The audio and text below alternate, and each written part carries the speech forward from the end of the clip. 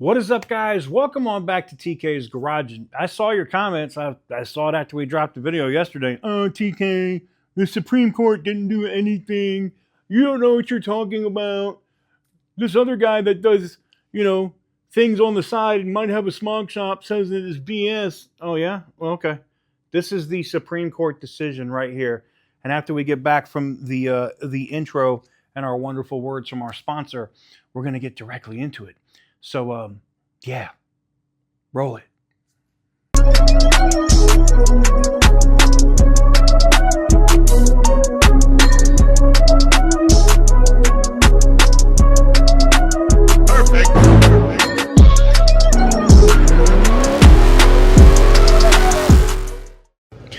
Quick pit stop, but while I'm at it, I want to show you something I've been using every single day. This is the Extra wallet, the sponsor of today's video. Super clean, premium Italian leather. And check this out. I love this.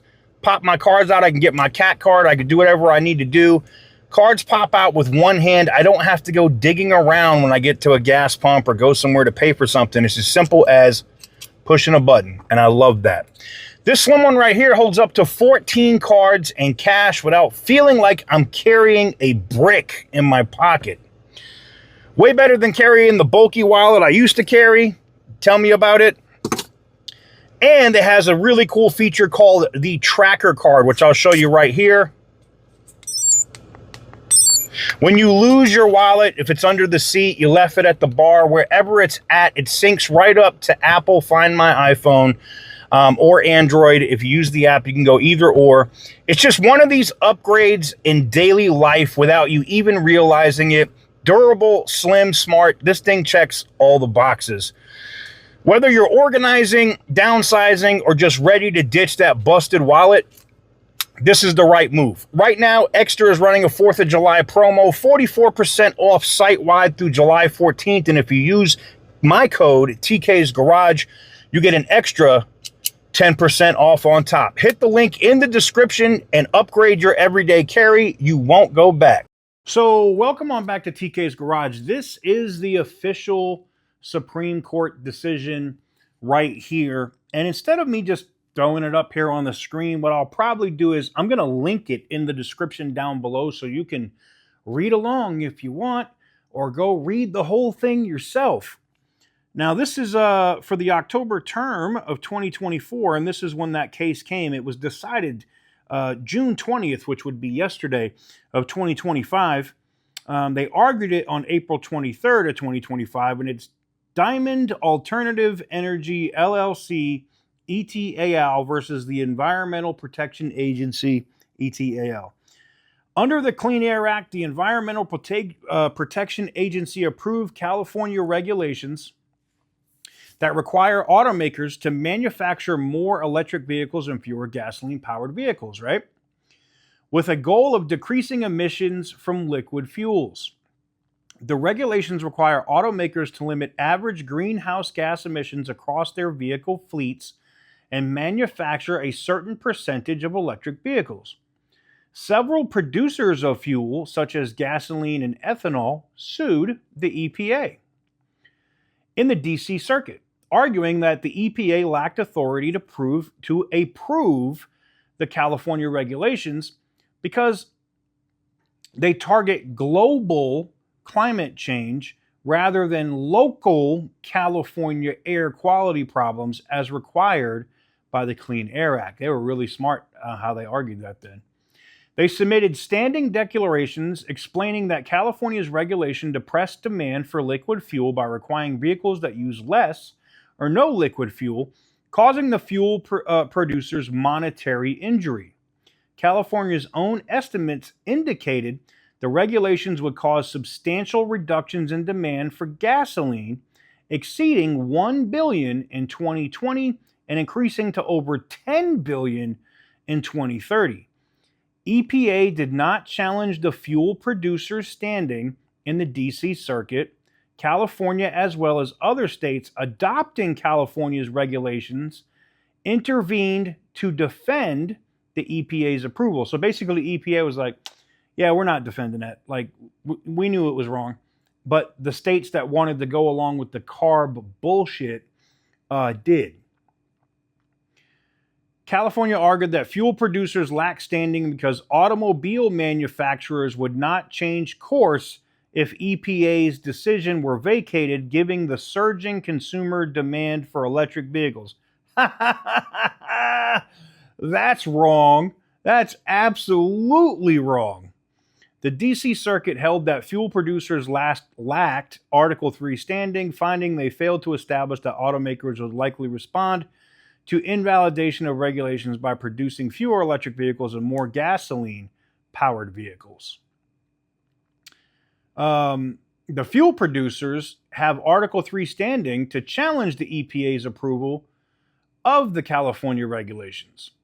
Article 3, and this is right here in plain text, limits federal court jurisdiction to cases and controversies requiring plaintiffs to demonstrate standing by showing three elements: injury in fact, causation, and redressability. Injury in fact requires a concrete, particularized injury that is actual or imminent, according to FDA versus Alliance for Hippocratic Medicine, 602 U.S. 367 and 381. Causation requires showing the injury was likely caused by the defendant. TransUnion LLC versus Ramirez. Redressability requires demonstrating that the judicial relief would likely redress the injury. When a plaintiff is not the direct object of government regulation, causation and redressability often depend on how third parties, not before the court, will particularly respond to the regulation or judicial relief. Guys, we can go through the whole thing. I think you should read it in detail. But what it basically does, what this decision will do, is not only did it just open California up and the EPA, which the EPA is like, hey, look, y'all are right. We don't want anything to do with that. But it opens the state of California up and the California Air Resource Board up for litigation from semi-truck companies that they're trying to buy electric semi-trucks. It opens them up to get sued by car manufacturers like Toyota right now, Hino Motors, whatever you want to call it.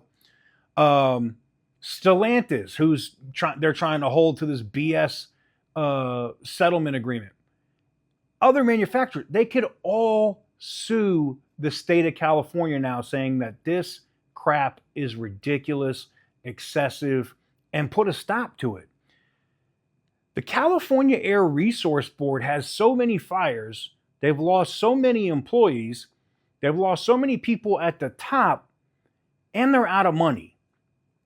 And this, I feel like this was the straw that's going to break the camel's back when it comes to the California Air Resource Board.